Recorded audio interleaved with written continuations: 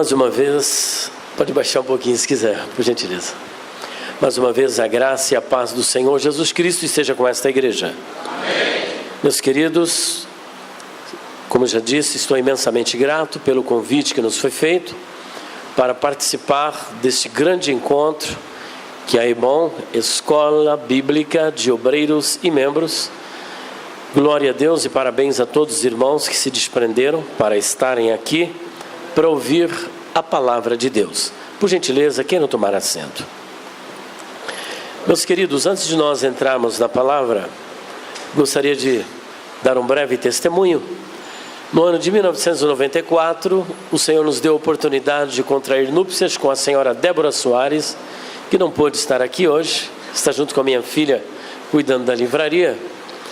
Meses depois do nosso enlace, minha esposa veio engravidar-se. Essa gravidez não foi avante por conta de um aborto que ela sofreu. E, indo até o hospital, a médica disse que o feto estava totalmente deformado no útero e, se porventura ele viesse nascer, nasceria uma criança com sérios problemas.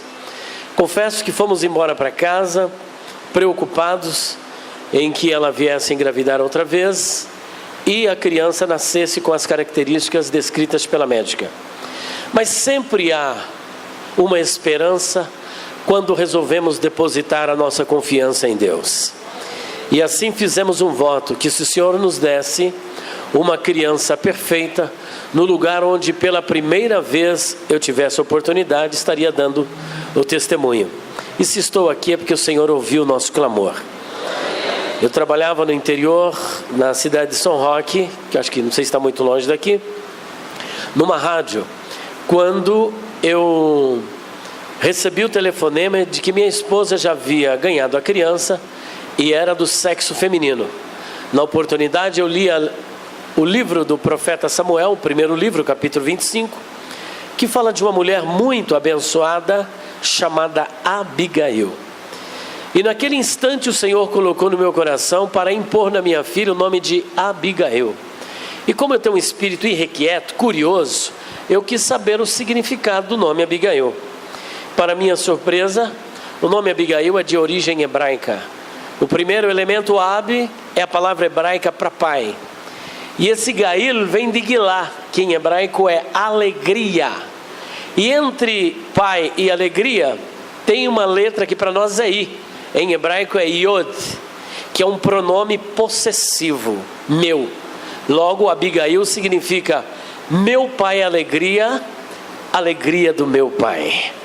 E o Senhor nos deu uma criança muito bonita, o pastor já teve a oportunidade de estar lá. Ela parece um pouquinho comigo, pastor. Eu prometi para mim mesmo que não ia falar isso, mas eu... pastor rachou o bico. Meus queridos, está dado o nosso testemunho. Depois, se os irmãos quiserem, eu trouxe esse manual que nós anunciamos lá na rádio, que é um manual de discernimento bíblico. De Gênesis a Apocalipse tem mais de 1000 páginas. De Gênesis a Apocalipse, livro por livro, capítulo por capítulo. É uma obra excepcional para quem quer se aprofundar no conhecimento da palavra. E pasmem vocês, a gente vende a 180, 240. Hoje, para vocês, eu não tenho nem 10, eu acho. Vai sair por R$80, quem quiser. Tá bom? Quem quiser. Aí depois quiser se lembrar, levar o nosso dicionário, está à disposição. Meus queridos, nós vamos ler na primeira epístola do apóstolo São Paulo, capítulo 4, apenas o versículo 1, trabalhando em cima do tema que nos foi proposto. E se eu não estou enganado, é o ministério dado por Cristo, no poder do Espírito, aleluia, para a glória de Deus. É isso mesmo? Amém.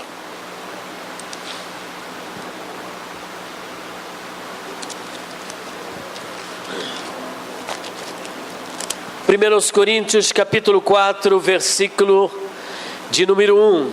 Existem outras passagens que nós estaremos trabalhando, como Efésios, Jeremias, 1 Coríntios 3, 15, mas por hora vamos ler apenas este versículo. Todos encontraram? Amém. Todos encontraram? Amém. Opa! Está todo mundo aí? Tá, né? que os homens nos considerem como ministros de Cristo e despenseiros dos mistérios de Deus. Vamos repetir? Que os homens nos considerem como ministros de Cristo e despenseiros dos mistérios de Deus. Senhor nosso Deus, mais uma vez, Pai, nos colocamos diante da Tua presença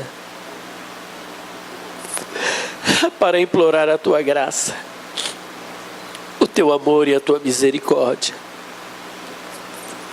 porque estamos aqui diante do Teu povo, as Tuas ovelhas, e como está escrito na Tua palavra, as minhas ovelhas ouvem minha voz, e elas vieram aqui para ouvir a Tua voz. E o Senhor nos deu essa responsabilidade de ser um canal de expressão da Tua vontade. O Senhor sabe como eu dependo de Ti. Eu não sei fazer nada sem a Tua orientação, sem a Tua graça. E eu quero estar aqui debaixo da Tua graça para falar somente a Tua palavra e comunicar a Tua vontade ao Teu povo, em nome do Senhor Jesus. Amém. Graças a Deus. Meus queridos, não existe maior alegria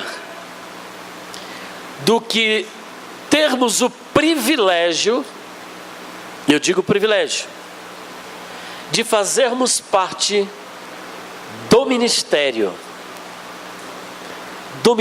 de Cristo.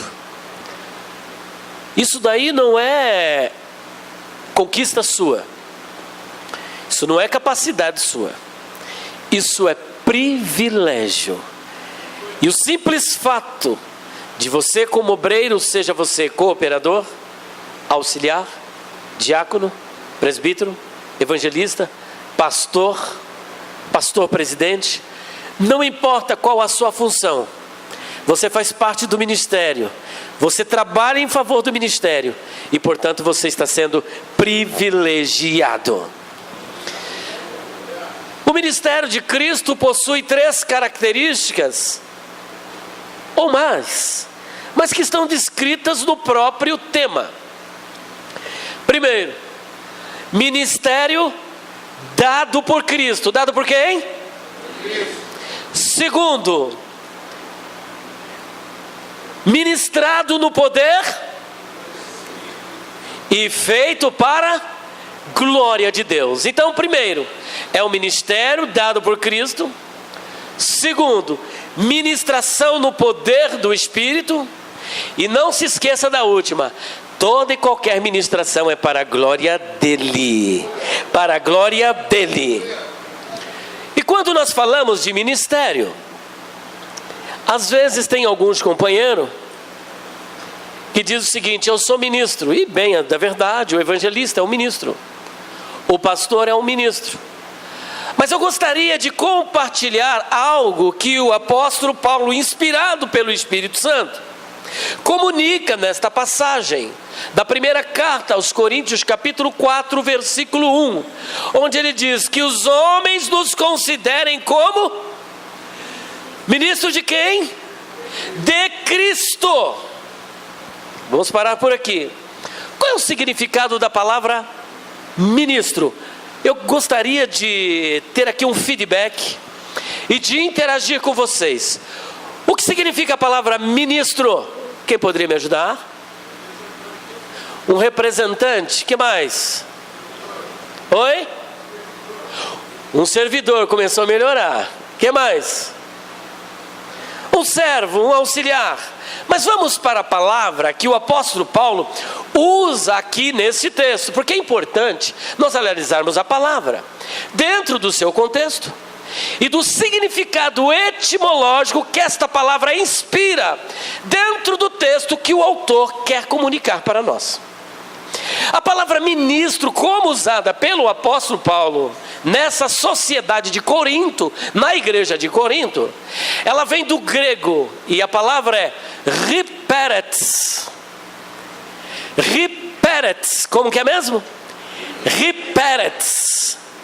Esse vocábulo riperetes, ou hiperetes, como alguns preferem, vem do grego.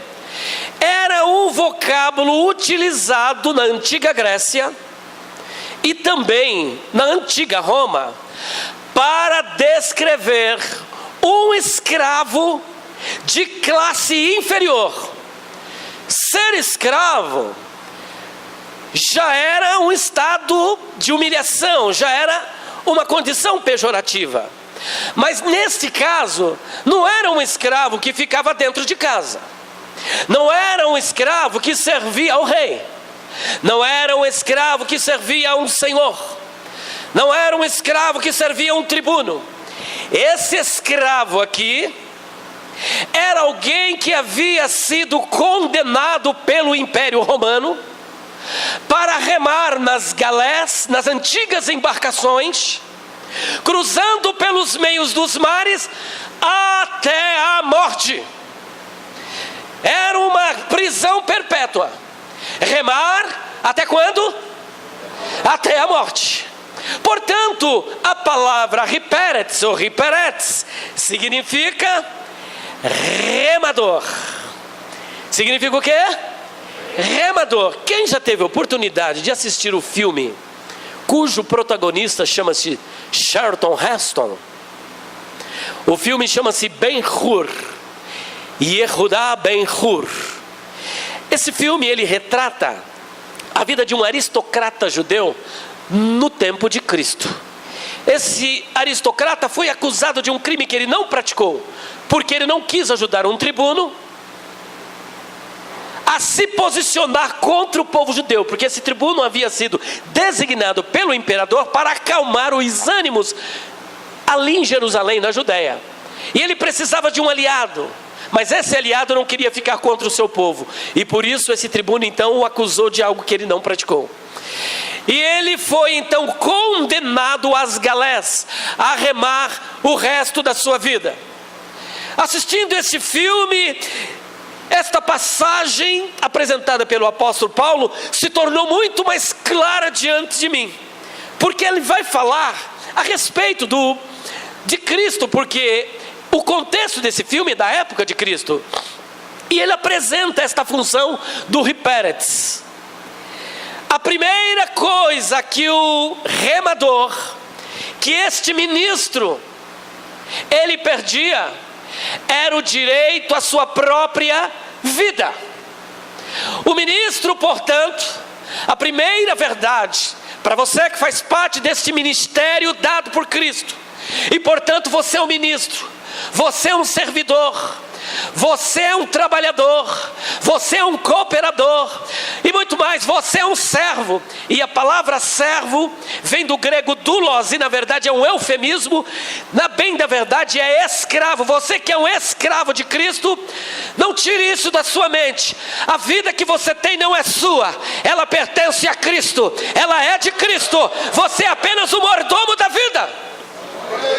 Existem 4 tipos de mordomia cristã. Primeira mordomia, mordomia da vida. A vida não é sua, você não autoexiste, você não é autoexistente, você não é incriado. Não é você que disse, opa, eu passei a existir. Você existe por causa dele, para a glória dele, para ele, para servir a ele, para ministrar no ministério dele.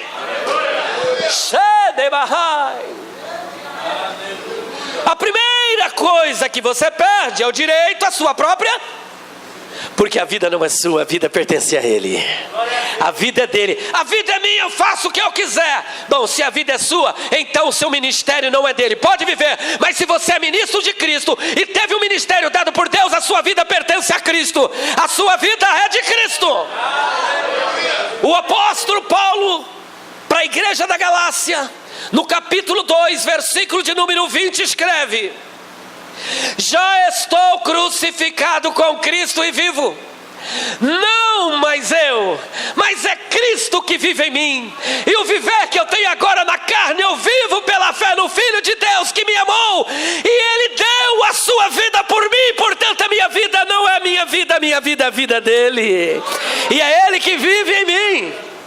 eu vivo a vontade dele, eu ando por causa dele, eu vivo por causa dele, eu vivo para ele, pertenço a ele, sou dele.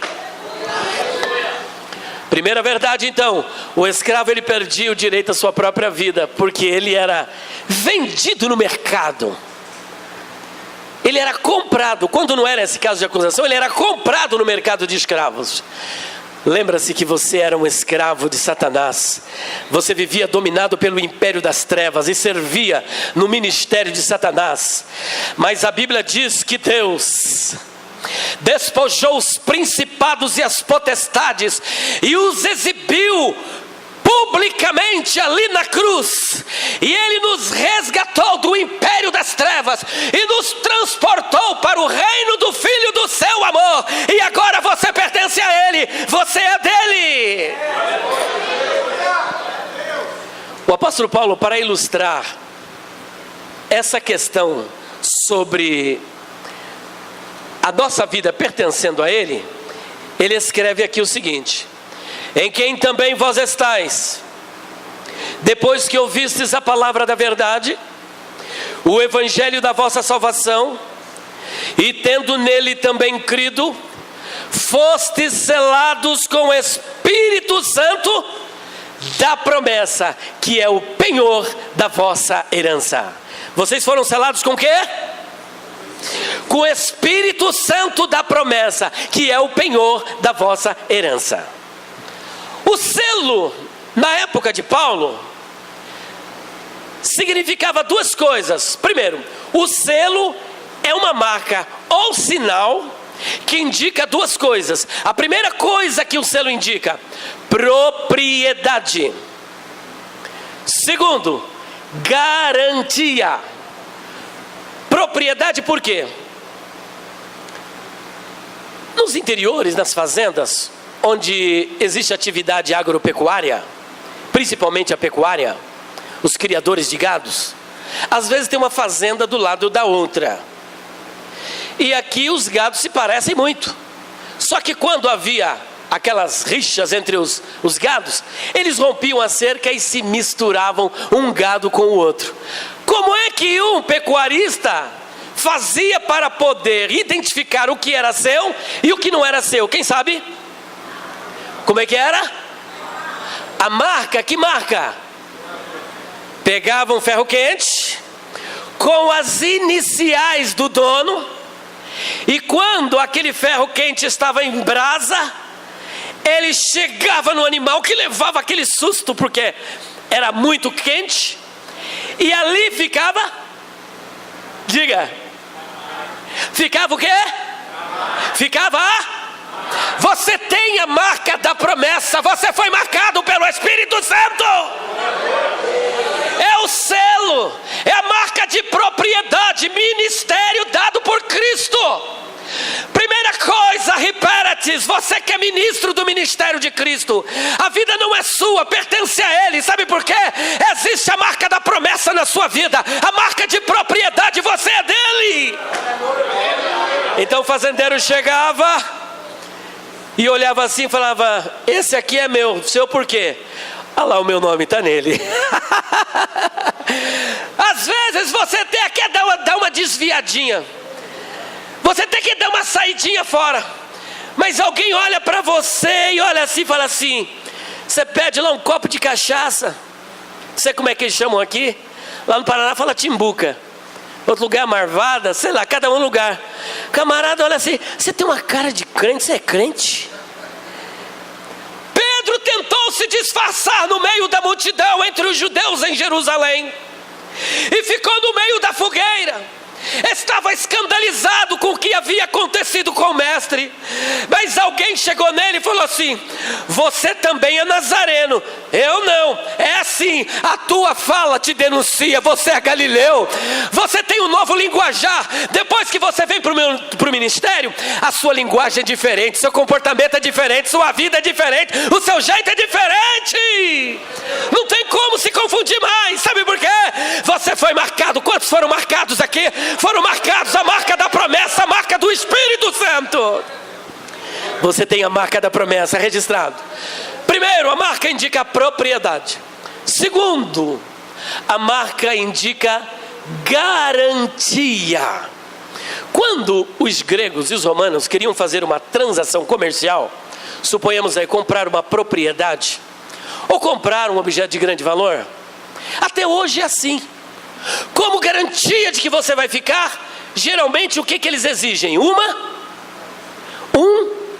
sinal. E esse sinal é uma quantia antecipada. Em algumas empresas, você dá um sinal, se você não voltar, você perde. Esta garantia, esse sinal que era dado naquela época, era chamado de arrabon. Repita comigo, arrabon. Arrabon era a garantia de que a pessoa iria voltar. Olha só, a garantia de que o dono voltará para finalizar a transação que começou lá na cruz do Calvário, porque Jesus já pagou o dote. Hoje você, a igreja, não é mais a noiva de Cristo, a igreja é a esposa do Cordeiro, porque nós casamos lá na cruz, o sangue foi derramado, a ketubá, que é o contrato de casamento, foi assinado, Jesus pagou o preço, o sinal já foi marcado, você já pertence a Ele, e a garantia é que Ele deu o Espírito Santo no teu espírito. Você tem a marca da promessa, o Espírito Santo habita em você. Quantos aqui têm o Espírito Santo? Quantos têm o Espírito de Deus? O Espírito Santo é a garantia de que o dono volta para buscar a propriedade. Ministro de um ministério dado por Cristo. Garantia. Você manda uma carta para o correio, você escreve e joga o envelope, o que você tem que fazer? Você tem que selar, porque se não tiver o selo, pode ser importante, pode ter $1.000 dentro do envelope, chega? Um selo pode custar R$1, e dentro do envelope $1.000, mas se não tiver o selo de R$1, é a garantia, a carta não chega. Você já tem a garantia, você tem a marca da promessa, você já tem a marca, você é dele, você pertence a ele. Então a primeira característica do ministro, que faz parte do ministério dado por Cristo, primeira coisa que ele perde é o direito a aquele que ganhar a sua vida perderá, mas aquele que perder a sua vida por amor a mim, ganhará a vida eterna. Você pode até perder aqui, mas tem a vida eterna te aguardando. Tem a vida eterna te aguardando, a vida eterna. E a vida eterna começa agora. Aquele que crê em mim já passou da morte para a vida. Segunda coisa que o ministro perdia, ele perdia o seu próprio nome. As pessoas hoje vivem brigando pelo meu nome. Afinal de contas, você sabe quem sou eu? Eu sou fulano, bertano, cicrano. Mas lá, quando você vem para o ministério, primeira coisa que você perde é essa vaidade do nome.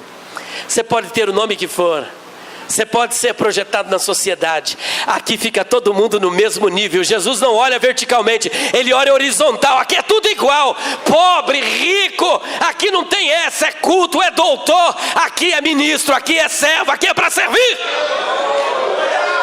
O nome fica de lado. Você sabe como é que o Charlton Heston, que era o Ben-Hur, era chamado dentro da galé?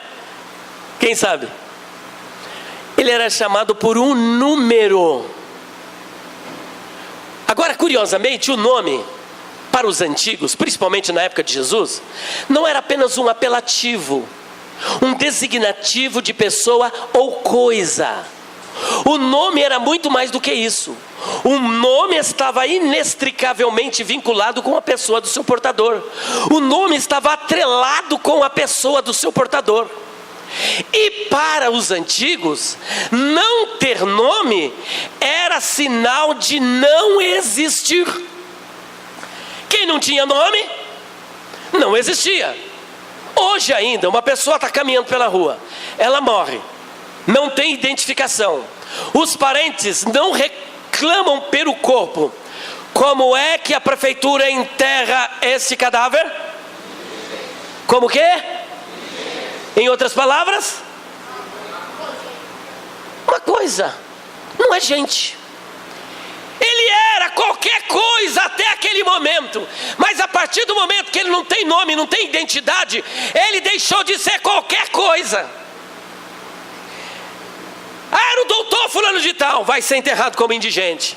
Era o deputado indigente. Era o rei indigente. Era não sei o que indigente. Era o milionário, mas é indigente, porque não tem nome.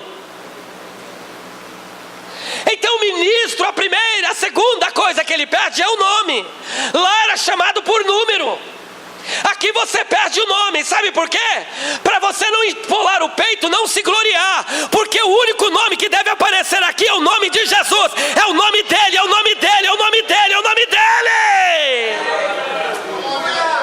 Todo o seu trabalho é por causa do nome? Do nome? E qual é o nome dele? Jesus, Jesus, Jesus e Jesus. O ministério dado por Jesus Cristo. É ele que tem que aparecer. Portanto, não ter nome era sinal de não existir. Então a bem da verdade aqui é como se você não existisse. Que quando você começa a ter existência aqui, Jesus sai fora. Porque você está existindo muito, você está aparecendo muito. Então Jesus tem que cair fora. Você está entendendo? Terceira característica. Ele trabalhava, ele remava na embarcação.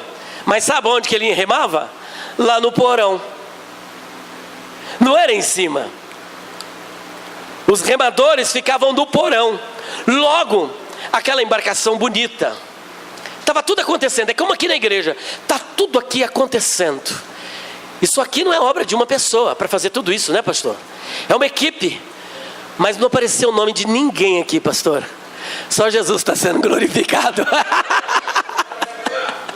Todo mundo trabalhou, mas não tem nenhuma placa, homenagem a fulano, homenagem a Bertando. Não, é o nome dele que está sendo exaltado. É o nome dele que está sendo glorificado. Todos trabalham, mas em prol de um nome, somente o nome dele. Portanto, ministério dado por Cristo. Primeira coisa que você perde é o direito à vida. Segunda coisa que você perde é o seu próprio nome. E terceiro, você trabalha, mas quem tem que aparecer? Quem tem que aparecer? É Jesus. É ele. Eu plantei, Apolo regou, mas quem deu o crescimento? Foi Deus, foi Jesus. É ele que deu o crescimento, então a glória é dele. Ministério dado por Cristo. Nós vamos para Jeremias capítulo 3, versículo de número 15. Nós vamos trabalhar agora com todos os ministros, obreiros. Esse versículo reflete muito bem esse trabalho do ministério dado por Cristo. Fizemos a introdução. Jeremias 3,15. Todos encontraram? Vamos ler todos juntos? 1, 2, 3. E vos...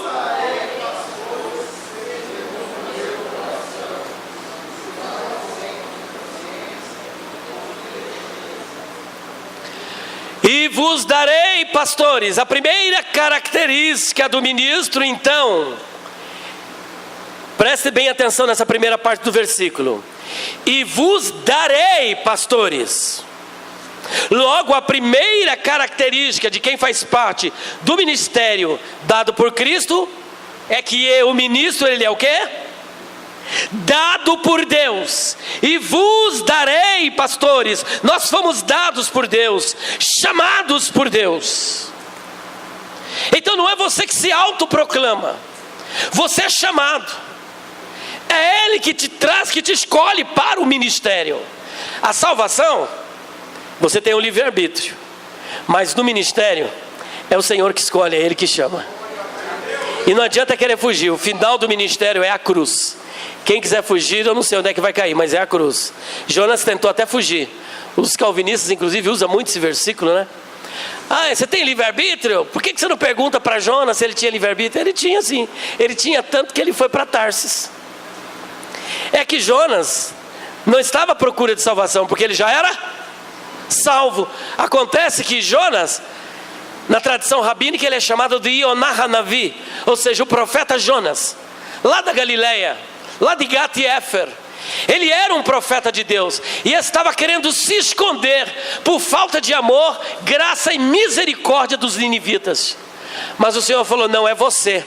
Deus não queria nem tanto trabalhar nos ninivitas, porque 100 ou 200 anos depois acabaram morrendo. Ele queria trabalhar na vida de Jonas, era na vida dele. Muitas vezes Deus usa você, mas não é para trabalhar na vida dos outros, é para trabalhar na sua vida, quebrar você primeiro. O vaso precisa ser quebrado, precisa ser tratado por Deus. Adorado é o nome do Senhor. Quantos estão sentindo a presença de Deus aqui? Deus está tratando conosco nesta tarde. Jonas, Deus não quer tratar com os ninivitas, Ele quer tratar com a tua vida. Ele quer te quebrantar, Ele quer te preparar primeiro. Mas está doendo, Senhor, lá na frente você vai agradecer. O salmista chegou a dizer o seguinte: antes de eu ser afligido, eu andava errado, mas agora eu guardo a tua palavra. Salmo 119, versículo 67. E no versículo 71, sabe o que ele diz? Foi bom ter sido afligido, para que eu guardasse os teus mandamentos. Então Deus, antes dele te usar no ministério que é dele, Ele vai tratar com a sua vida, Ele vai te quebrantar. Áreas da sua vida que não foram tratadas, às vezes você pensa que está bem, mas você não dá. Mas por que o pastor não me coloca agora? Porque se ele te colocar, a obra vai sofrer detrimentos, vai causar um estrago. O seu temperamento ainda é muito veemente, você ainda é muito Pedro antes de ser polido. E o Senhor não quer que você arranque da espada, Ele quer que você faça como Paulo, antes perseguidor, mas depois, meus filhinhos, por quem sinto as dores de parto, até que Cristo seja formado em vós. Você está sendo tratado e não sabe. Você está sendo preparado e não sabe. E é bom assim mesmo. Você está sendo quebrantado e não sabe. Mas lá do outro lado, você vai exalar o bom perfume, porque o vaso de alabastro precisa ser quebrado. Se ele não for quebrado, o nardo não vai aparecer. O bom perfume de Cristo é depois do trato, é depois do quebrantamento. Ministério dado por Cristo, e vos darei, pastores. Primeira característica é que você é dado por Ele. É dado por Cristo, e vos darei, pastores. E Ele diz ainda: segundo o meu coração. Existem 3 ordens ministeriais, nós podemos ver na Bíblia. A primeira ordem é chamada o ministério segundo a ordem de Jeroboão. Alguém já ouviu falar em Jeroboão I? Jeroboão I era o vice-rei de Salomão. Mas por um problema que ele teve com Salomão, o que ele teve que fazer? Fugiu para o Egito. Só que conforme Deus havia dito por boca do profeta Aías, que já estava com a sua visão ruim, ele disse que iria rasgar o reino de Salomão, mas não no tempo dele, no tempo do filho dele, que se chamava Roboão. Quando esse reino é rasgado, o reino do norte se divide do reino do sul. Mandaram chamar Jeroboão, e os anciãos o consagraram como rei do reino do norte. E Jeroboão, como conhecia muito bem a política religiosa da nação, quando chegava no dia da Páscoa, onde é que o povo ia celebrar a Páscoa? Onde? Em que cidade? Jerusalém. E Jerusalém ficava no reino do norte ou no reino do sul?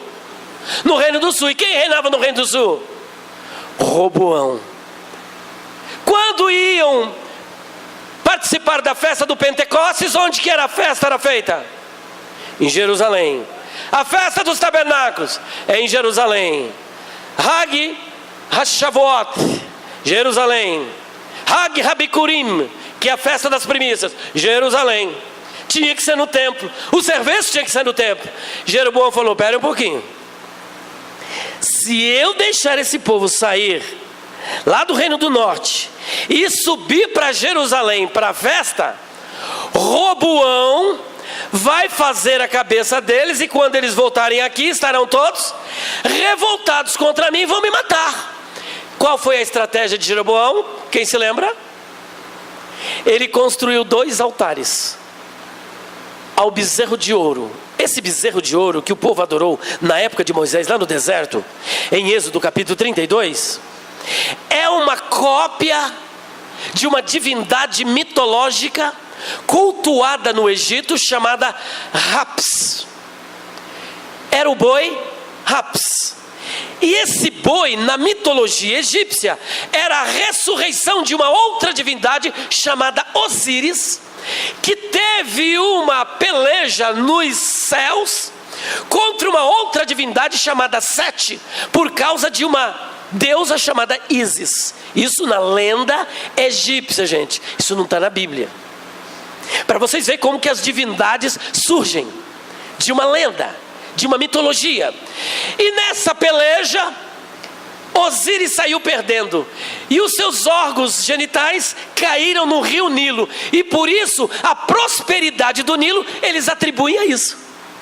E a cada 5 anos havia a ressurreição de Osíris, que era representada por um boi que tinha que ter algumas características, e eles deram o nome de boi Haps. E esse boi começou a ser cultuado no Egito também pelos hebreus, que na primeira rebelião que eles tiveram contra Moisés, que sobe no monte e fica quantos dias? 40 dias e 40 noites na presença de Deus. Enquanto Moisés estava lá 40 dias e 40 noites na presença de Deus, o povo chega no sumo sacerdote, que se chamava Arão, e diz: Arão, não sabemos o que aconteceu com esse Moisés. Faça-nos deuses que vão adiante de nós. E Arão, pressionado pelo povo: cuidado, obreiro, você dirige no poder do Espírito, a obra é de Deus, o ministério é de Cristo, é a orientação de Cristo que você precisa para tomar determinação na sua congregação, no seu grupo de liderança. Você não tem que viver sob a pressão do povo. O Senhor confiou nas tuas mãos a obra, o trabalho está nas tuas mãos, confiado pelo dono da obra. E Arão era o vice-líder. Só uma curiosidade: naquela época havia 4 lideranças do povo. A gente pensa que é só Moisés, né? Moisés era o líder principal. E o segundo? Arão. E o terceiro? Ur. E quem era o quarto? Era uma mulher chamada Miriam, a profetisa. Sabiam disso? Miriam liderava o povo. Tanto é que depois ela e Arão se rebelaram contra Moisés. Vocês se lembram? Em Números capítulo 12, que no final ela acabou ficando leprosa. Pois é, ela também era líder. E ela junto com Arão querem se rebelar contra Moisés. Portanto, o povo começou a adorar esse bezerro de ouro. E falou: olha aí, os deuses, eis aqui os deuses que nos tiraram da terra do Egito. Transformaram a criatura em um criador, transformar uma divindade mitológica pagã, ídolo mudo, como se fosse um Deus vivo e verdadeiro. Vocês sabem do desdobramento de tudo isso, mas a verdade é que esse culto continuou em Israel até chegar o período de Jeroboão. E Jeroboão oficializa o culto ao bezerro de ouro, e ele constrói 2 altares, um aqui em Betel, próximo de Judá, e outro em Dan, lá no extremo. Por quê? Para que o povo não descesse até Jerusalém para adorar a Deus no templo, para que ele pudesse evitar de uma rebelião. Só que uma vez que ele levanta os altares, precisava haver ministros dos altares, das divindades. Precisava alguém para ministrar nesses altares. E o que ele faz? Como é que era exigido de acordo com a lei de Moisés? Poderia ser sacerdote quem viesse de que tribo? Da tribo de Levi. Mas espera aí um pouquinho. Só que no ministério, segundo a ordem de Jeroboão, as regras mudaram. Cuidado com os ministérios que querem te arrastar. Fique no lugar onde Deus te chamou. Se você tem que crescer, é aqui que você vai crescer. Você não precisa sair daqui. Quantos convites eu já recebi. Vem para cá que você vai ser meu vice. Vem para cá que você vai ser isso. Eu falei, o que é que eu vou fazer na tua igreja que eu não posso fazer na minha? O que é que eu posso fazer lá que eu não posso fazer aqui?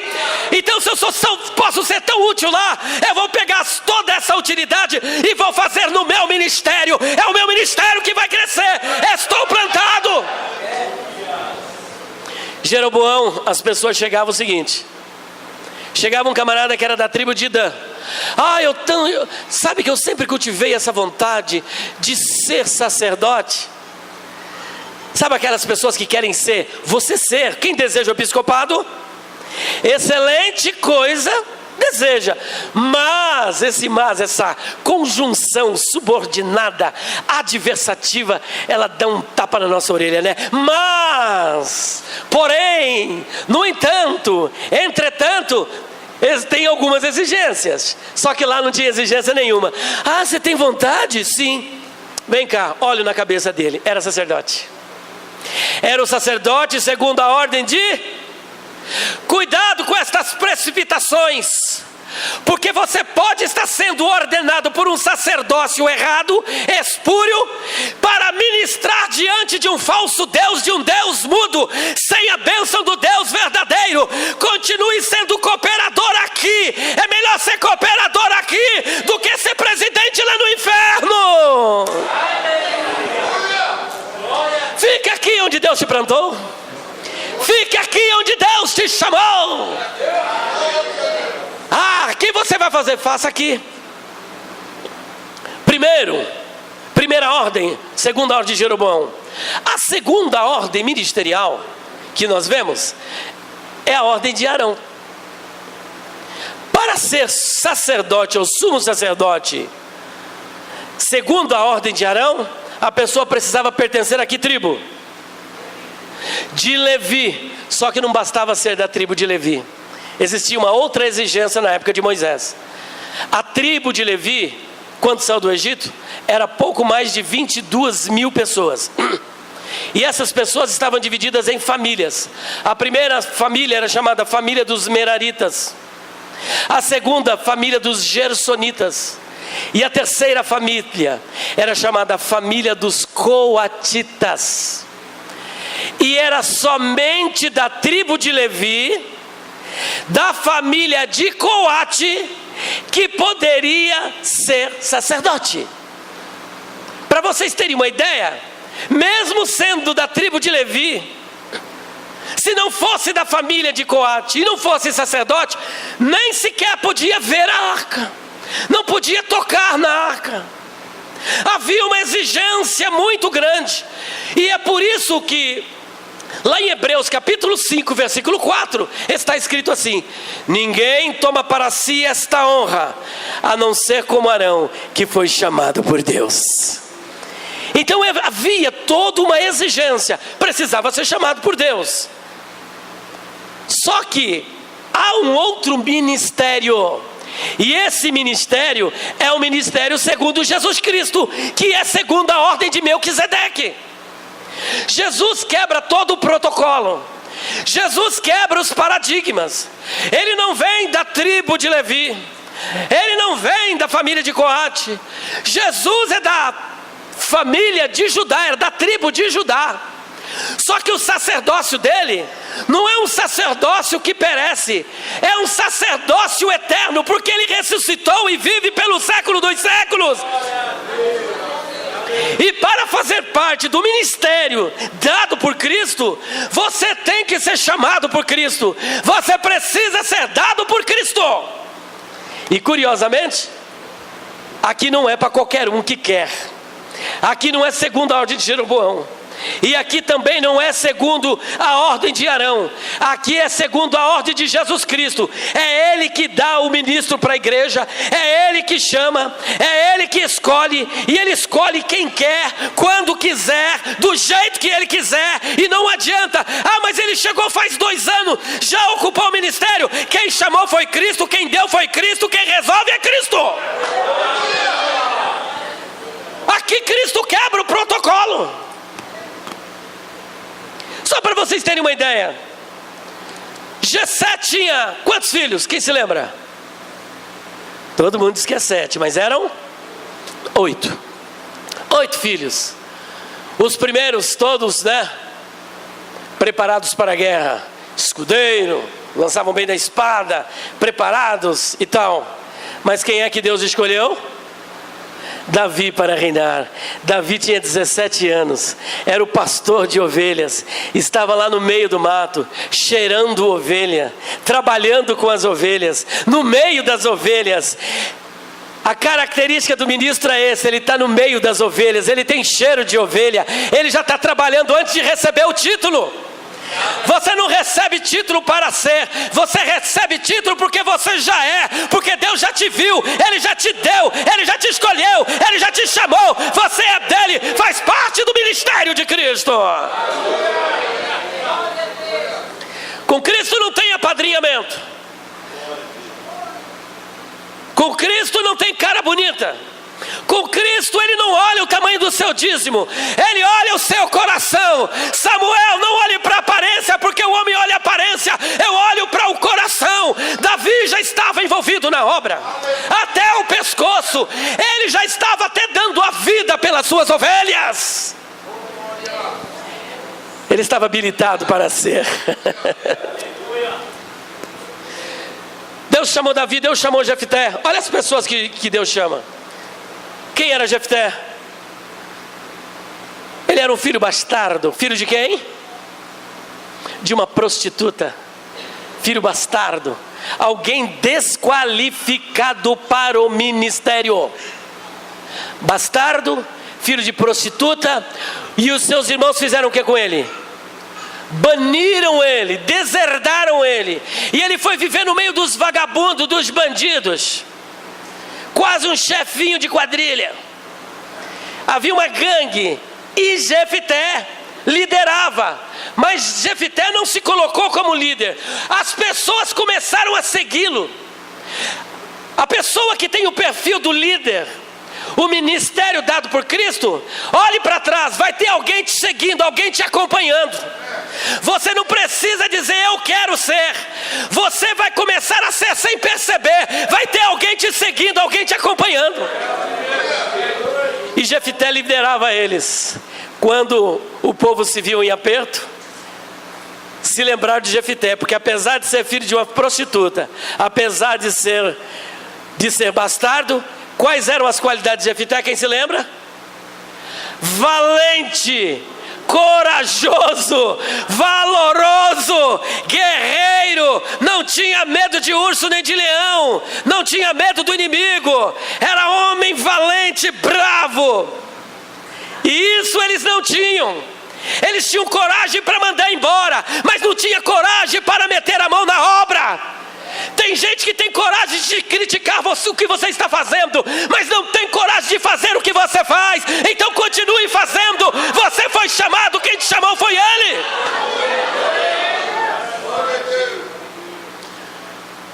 São essas pessoas que Deus trabalha. Tem mais uma pessoa que Deus trabalhou aqui, muito interessante. Amós. Ele chega e diz o seguinte, dá um recado para a elite: eu não era profeta e nem filho de profeta, mas boieiro, cultivador de sicômoro. Mas o Senhor me tirou lá de trás da malhada, lá de trás do gado, para anunciar a Israel a sua transgressão. Agora eu sou profeta. Eu não tinha as qualificações, não participei de uma escola de profeta, mas o Senhor me tirou de trás da malhada e Ele me colocou neste ministério. Portanto, é privilégio fazer parte do ministério dado por Cristo. Mas nós temos homens de qualidade também, como foi Moisés. Temos homens de qualidade como foi Paulo, que sintetizava na sua personalidade as 3 grandes culturas da época: a helênica, a judaica, a romana. Poliglota, doutor da lei, cidadão do Império Romano, membro do Sinédrio, rico, porque o seu pai era rico, comprou o direito da cidadania, estudou na melhor universidade que existia na sua época, que era em Tarso da Cilícia, e foi esse tipo de pessoa que Deus também escolheu. Então aqui, Não devemos criticar quem é culto e não devemos criticar quem não tem nenhuma cultura. Não criticamos quem é rico e não criticamos quem é pobre, porque Deus usa o rico, Deus usa o pobre, Deus usa o doutor e Deus usa o analfabeto, Deus usa o príncipe e Deus usa o pescador. Então com Deus não tem essa. Ele usa quem Ele quiser, Ele chama quem Ele quer e faz o que Ele quiser. A obra é dEle, o ministério é dEle, você pertence a Ele, a tua vida é dEle, tudo é dEle, para Ele, a glória é dEle. Então esse é o primeiro ponto. Dado por Deus, dado por Cristo. E eu quero fechar contando para vocês aqui uma ilustração, aproveitando esta deixa. Ministro, ele tem que ter uma característica: e vos darei pastores. Quem dá para a igreja é Ele. Efésios capítulo 4, versículo 11. E subindo alto, levou cativo o cativeiro e deu dons aos homens. Versículo 11. E Ele pôs na igreja primeiramente, o que Ele pôs? Quem se lembra? Apóstolos. Segundo, profetas. Terceiro, evangelista. Quarto, pastores. E quinto, doutores. Então na igreja tem de tudo. Não vemos mais ministério apostólico e nem tampouco há uma credencial para o ministério de mestre ou doutor. Esse irmão é um mestre, mas ninguém tem credencial para isso, né? Mas ministra. Portanto, é Ele que dá. Nessa ilustração que eu quero contar para vocês, conta-se que um turista, ele foi para a região do Oriente e começou a observar 3 pastores descedentando os seus respectivos rebanhos. E por falar em descedentar, deixa eu também descedentar. Logo, eles estavam matando a sede dos seus respectivos rebanhos. Eram quantos rebanhos? 3 rebanhos, não tem ninguém dormindo aí não, né? Depois do almoço é complicado, né? Como as ovelhas se parecem umas com as outras, e a ovelha, não tem essa de marcar a ovelha não, viu? A ovelha tem uma lã muito grande, então não adianta que você não pode queimar a lã da ovelha. Tem que ser integral. E as ovelhas se parecem e se misturam. E aí aqueles 3 pastores estavam matando ali no ribeiro a sede das ovelhas, e as ovelhas se misturaram. O turista falou: agora eu quero saber como é que estes pastores vão separar as suas ovelhas, qual ovelha lhe pertence e qual ovelha não lhe pertence. E ele começou a observar. Depois que as ovelhas já tinham descedentado, matado a sede, o primeiro pastor postou-se ao alto e deu o seguinte grito em hebraico: Menor, que em hebraico significa segue-me. As ovelhas que ouviram a voz daquele pastor, de uma a uma, foram saindo do meio daquele mega rebanho, que eram 3 rebanhos que se tornou um, foram saindo e acompanharam o pastor. O turista ficou com o olho regalado, falou: mas como é que pode um negócio desse? O camarada deu um grito aí, as ovelhas estão atrás dele. O segundo, mesma coisa: Menor! Ele ficou mais espantado, porque as ovelhas, ouvindo o grito do seu pastor, segue-me, saíram dos seus lugares, pararam de beber água e foram seguindo. Quando o terceiro foi querer se colocar no alto para dar o grito, ele falou: para um pouquinho. O que foi? Se eu der esse grito de pastor aí, as suas ovelhas vão me seguir? Ele: não. E se eu vestir roupa de pastor, esse traje, elas vão me seguir? E se eu pegar o cajado de pastor, elas também vão me seguir? Também não. E o bornal de pastor, e o surrão de pastor, pegar toda a sua liberdade, me esfregar em você, ficar cheirando pastor, elas vão me seguir? Não. Mesmo eu gritando, também não. Ele falou: posso fazer o teste? Ele disse: pode. Então vamos trocar de roupa. Pegou a roupa, o turista pegou a roupa, deu o pastor, e pegou a roupa do pastor e vestiu.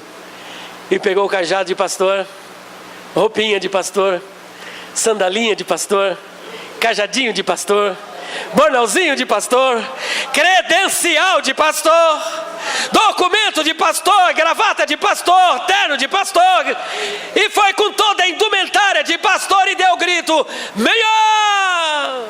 As ovelhas estavam de cabeça baixa e de cabeça baixa ficaram.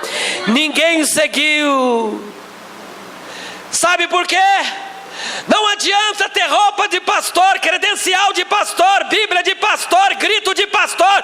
Você tem que ser dado por Cristo. O ministério pertence a Cristo. Tem que ser chamado por Cristo. As ovelhas vão te seguir se você é do ministério dado por Cristo. Quantos foram dados por Cristo? Se você foi dado por Cristo, pode gritar, porque tem ovelha para te seguir. Acho lindo que Jesus disse: as minhas ovelhas ouvem a minha voz, e de modo nenhum vai seguir o estranho. Eu sou o bom pastor, e o bom pastor dá vida pelas suas ovelhas. Eu as conheço, e elas também me conhecem. Acho que eu ainda tenho mais 20 minutos, né? Parece-me. Eu as conheço, e elas também me conhecem. Continuando. Vamos lá. Então ele é dado por Deus. Primeira coisa, um ministério dado por Cristo. Segundo, no poder do Espírito Santo. Às vezes você tem um ministério abençoado, mas ele precisa da unção do Espírito Santo. João Batista, logo que ele começou, ou melhor, antes de começar, a Bíblia faz um relato acerca de João Batista. Qual o relato que ela faz? Que João Batista era o quê? Cheio do Espírito Santo desde o ventre. Cheio do Espírito Santo desde o ventre. Desde o ventre ele já era cheio do Espírito Santo. O Senhor Jesus Cristo, quando ele entra na sinagoga, lhe foi dado o rolo do profeta Isaías para ler. E quando ele leu, ele disse o seguinte, que estava escrito: o Espírito do Senhor é sobre mim. O Espírito do Senhor é sobre mim. Obreiro, nós precisamos da unção do Espírito sobre a nossa vida. Precisamos de ser cheio do Espírito Santo. Os discípulos caminharam 3 anos e meio com Jesus. Quando Jesus foi preso, morreu, o que é que os discípulos fizeram? Assim que ele foi preso, quem se lembra? Dos 12, o traiu. E Pedro, que fez? O negou. E os outros 10 fizeram o quê? Dos 10, 9 fugiram. Apenas um se apresentou, João o evangelista. Portanto, Jesus ficou somente com um.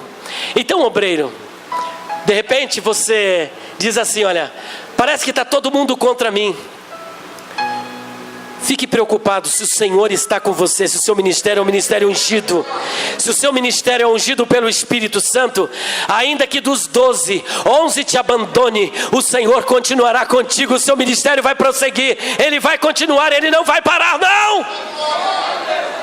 Ele não vai parar, porque o seu ministério é um ministério dado pelo Senhor Jesus, e está sendo realizado na unção e no poder do Espírito Santo.